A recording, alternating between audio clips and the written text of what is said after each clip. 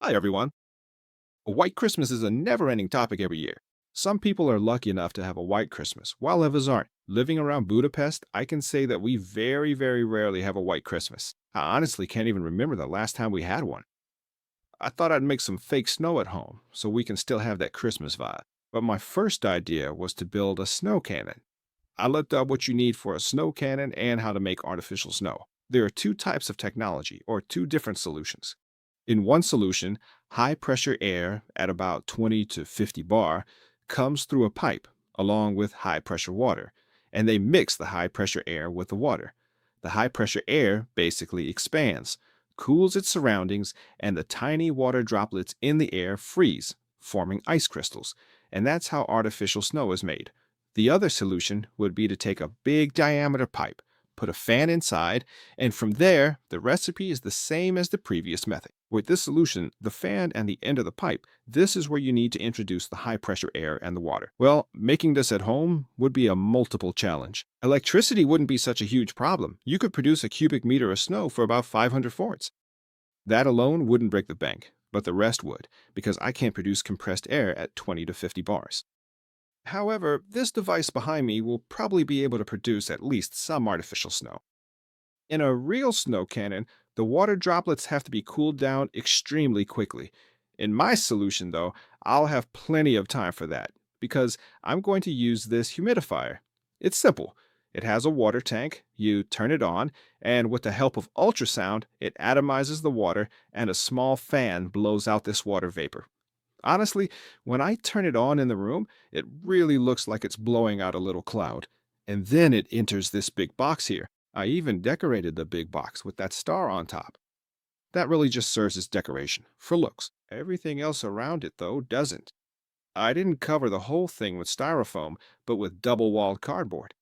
And between the double-wall cardboard, there's a 5 millimeter air gap. Here, you can see that there are three temperature sensors inside. One is placed at the top of the box, one in the middle, and one at the bottom. I put two 1-liter strong-walled containers in our kitchen. The strong-wall containers were filled, one with salt water and the other with a mixture of windshield washer fluid used in cars and water. I set their freezing point so that one would freeze at about minus 10 degrees and the other at about minus 6 degrees. I adjusted the concentration of the salt water so it would freeze at minus 6 degrees and the windshield washer fluid at minus 10 degrees.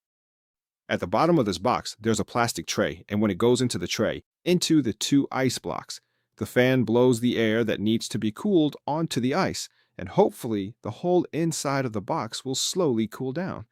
And I put in a little USB camera. You can see the footage from the USB camera on one of my phones. It's dark right now, but so it's not dark, I'll turn on the interior light. And now you can see that the little USB camera is recording these little green plastic fuzzies that are placed here. It's about 1 to 1.5 kilograms of aluminum, and I also put it in the freezer beforehand to cool it down. This aluminum will be inside, placed on top like this. The big question is, will I even be able to produce this handful of snow? A lot depends on it. First of all, those two ice blocks at the bottom need to last for an hour. Here you can see the internal view from the camera. Of the USB camera, this green Christmas tree light is placed in here. I opened its door, and here you can see the inside. The USB camera is roughly in the middle of the screen, looking straight ahead. Now in the center of the screen, you can see where the humid air will enter. And here again, in the center of the screen, you can see that there is a temperature sensor. This will measure the upper temperature. And now let's look down here, and I'll lift this up. Here, in fact, on the side, you can see a fan, a 12-centimeter fan, and you can see a plastic container. This is where the ice block will go. And then I'll put another plastic container here, so there will be another one. And here you can see the other temperature sensor. That's it.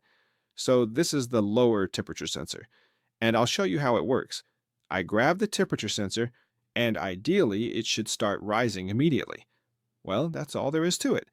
I really think it's not a huge, big breakthrough.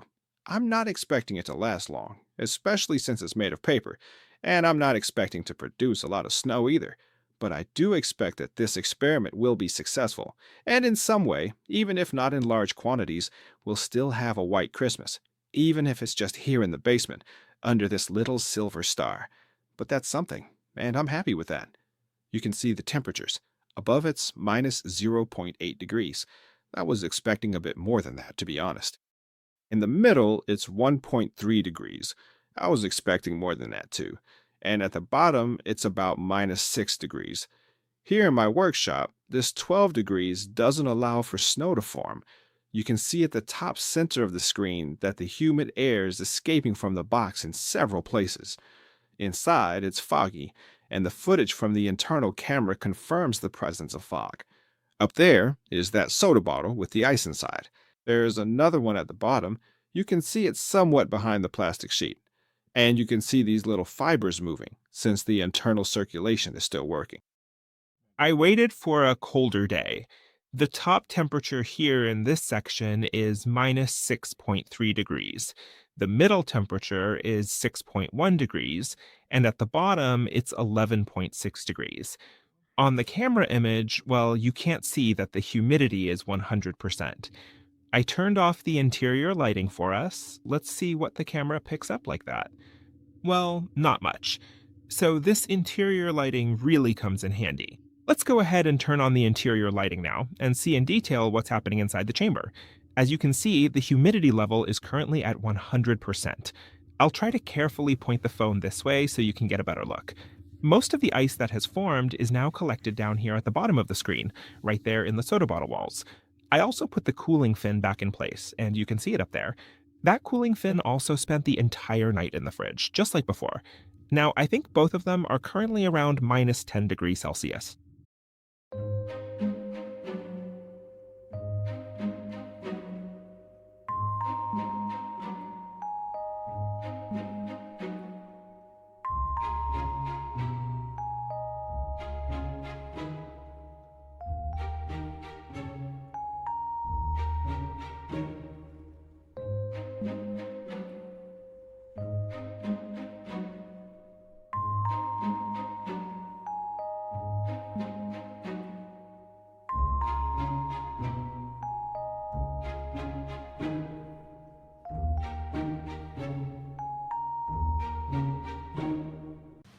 Let's take a closer look and see what's actually going on here. Well, there's definitely not a huge amount of snow in there, at least not that I can see, but I did notice a few interesting things while I was using it. First of all, if the bottom fan isn't running, the temperature inside the box rises pretty quickly, much faster than you might expect. But if the bottom fan is running, what happens is that the moisture inside gets circulated by the fan, and then it eventually freezes onto the bottom surface of the box. On the soda bottle, the ice crystals, which are delicate and intricate, appeared on the soda bottle. I expected something to show up here, but it didn't, which was surprising. The ice crystals instead formed here, while I was waiting for them over there, in a different spot. You can see here that the moisture keeps coming in continuously, making the surface damp. The temperature would have been right for snow to form as well, under the right conditions. At the bottom, you can see a bit of ice crystals. This is all I managed to achieve in this experiment, that the ice crystals appeared here. Let me take a closer look at this particular spot. If you look carefully, you can see that a bit more of the crystals have formed in this area compared to the rest. Well, this actually doesn't look too bad at all. The formation of these ice crystals is quite interesting, and it seems like this was the most I could get under these specific conditions. This right here is the result of my efforts. I was hoping for a bit more, so this right here is exactly what the fan looks like up close. As you can see, it's not even glued in place at all, which means I can just take it out very easily without any effort. This is what happened to one of the fans after some use, while the other one unfortunately gave up the fight and stopped working completely. This marks the end of the road for a USB camera, and now let's take a closer look at what these ice crystals actually look like in detail. This is how much ice I managed to produce in about an hour. I learned a lot from this experiment, and in any case, the fan is really impressive. It really does look cool. That's it. Thank you for watching my video. Bye. Hello, hello.